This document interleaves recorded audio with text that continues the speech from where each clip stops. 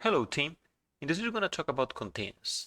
So operating systems have shared resources within them. So for example, the list of processes running on the operating system, the network namespaces like the IP addresses and the port numbers, the mount points on the file systems, the list of users. So these resources are maintained by the operating system and they are shared across different applications.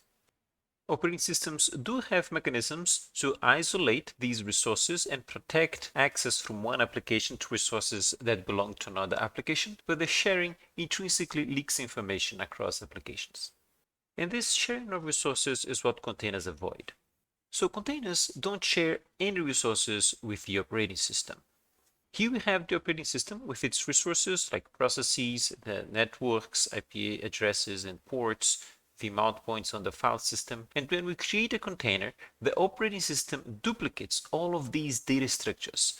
So the container will have its own list of processes, completely separate from the list of processes running on the host operating system. So if an application within a container tries to get the list of running processes, it will only see the processes running inside that container. So as we can see here, the containers, they have totally disjoint resources. And Linux has several of these resources that we can separate when we create a new container. And these resources are called namespaces.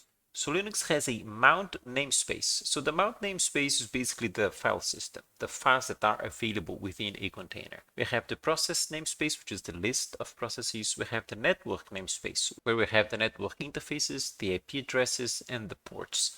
We have a namespace for inter-process communication.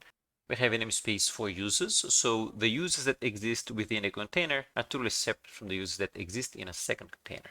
And we also have a namespace for name resolution, like when we are resolving a host name.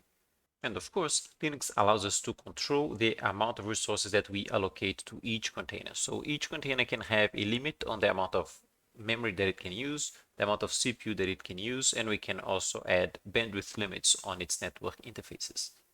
And we can also have applications running outside containers. And so these applications here are running on top of the operating system directly. So these applications do share these data structures that are maintained by the operating system. So containers also allow controlled sharing of resources. So one thing we can have in operating systems running containers is that privileged applications running on the host, like this blue application over here, can manage and inspect containers. So this application can see what's running inside a container and maybe even change the configuration of the container. Because these applications have control over what's running on the container, we usually don't run user applications on the host and give them privileged access to the containers. So usually these applications running directly on the host are the management applications like Docker or LXC. And then all of the user applications run inside containers.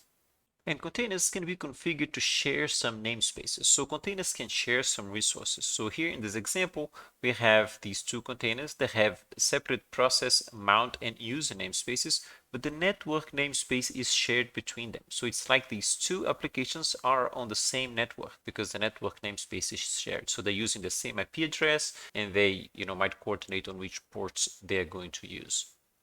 And the sharing of resources between containers is useful when we want to build containers that cooperate. So let's compare VMs and containers.